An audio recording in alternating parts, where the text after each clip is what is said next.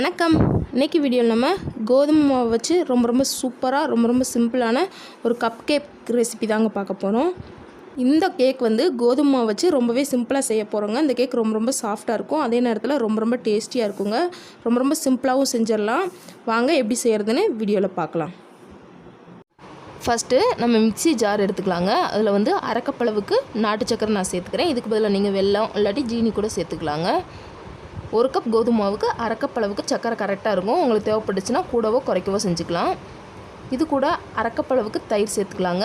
புளிக்காத கெட்டியான தயிர் சேர்த்துக்கோங்க. அதுக்கப்புறமா 1/4 கப் அளவுக்கு எண்ணெய். இது ரிஃபைண்ட் ஆயிலாக இருக்கணுங்க. எந்த ஒரு வாசனையும் இல்லாத எண்ணெயாக சேர்த்துக்கோங்க.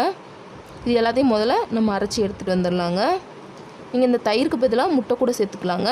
அது இன்னமும் நல்லா சாஃப்டாக கிடைக்கும்.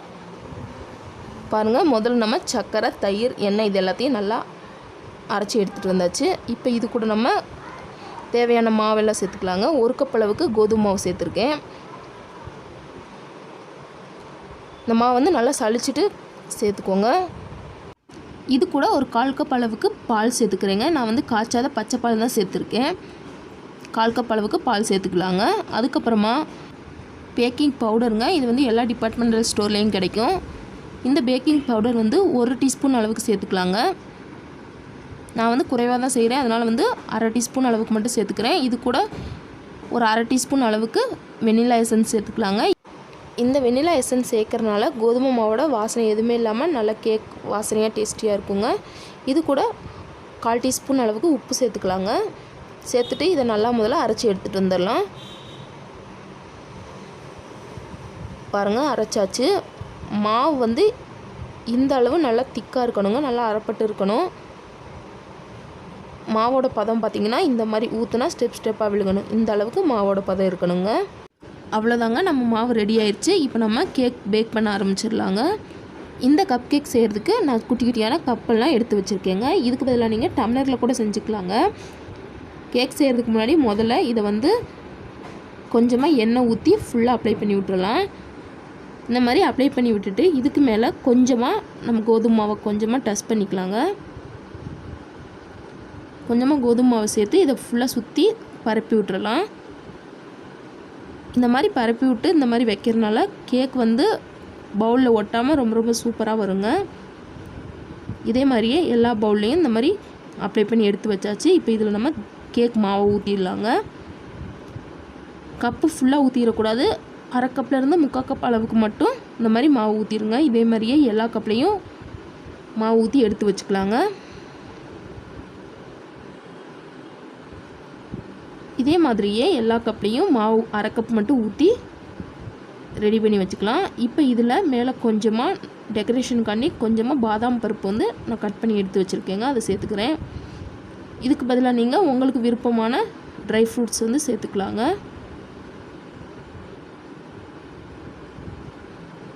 சேர்த்துட்டு இந்த மாதிரி இதை லைட்டாக டேப் பண்ணி விட்டுக்கலாம். இந்த மாதிரி எல்லாத்துலேயும் நல்லா தட்டி வச்சுக்கலாங்க.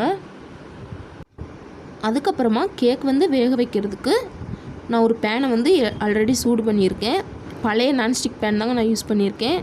இந்த மாதிரி பழைய பேன் ஏதாச்சும் இருந்துச்சுன்னா எடுத்துக்கோங்க, இல்லாட்டி குக்கர் கூட யூஸ் பண்ணிக்கலாங்க. அதில் இந்த மாதிரி சின்னதாக ஒரு பவுல் உள்ளே வச்சுட்டு இந்த மாதிரி ஒரு பிளேட்டை மேலே வச்சுக்கிறேன். இந்த பிளேட் சுற்றி கடாயில் ஒட்டாத அளவுக்கு வச்சுக்கோங்க.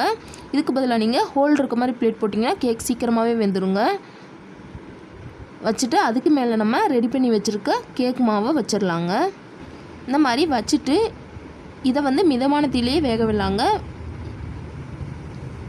இதை மூடி போட்டு 30லேருந்து 35 நிமிஷம் வரைக்கும் வேக விடலாம். இதோட ஓட்ட போட்ட பிளேட்டாக இருந்தால் கூட கொஞ்சம் சீக்கிரமாகவே வெந்துருங்க. 30லேருந்து 35 நிமிஷம் ஆனதுக்கப்புறமா ஓப்பன் பண்ணிக்கலாங்க. கேக் வெந்துருச்சான்னு பார்க்குறதுக்கு இந்த மாதிரி ஒரு ஸ்டிக் வச்சு குத்தி பார்த்திங்கன்னா கேக் ஒட்டாமல் வரணுங்க. கேக் வெந்துருச்சு பாருங்கள், கொஞ்சம் கூட ஒட்டலை.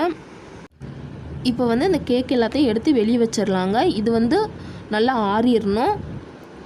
நல்லா இந்த கேக் எல்லாம் ஆறினதுக்கப்புறமா இதை நீங்கள் அப்படியே லைட்டாக ஓரம் எல்லாத்தையும் கத்தியை வச்சு எடுத்து விட்டுட்டு இந்த மாதிரி கமுத்துனீங்கன்னா கேக் பாருங்கள் கொஞ்சம் கூட ஒட்டவே இல்லை.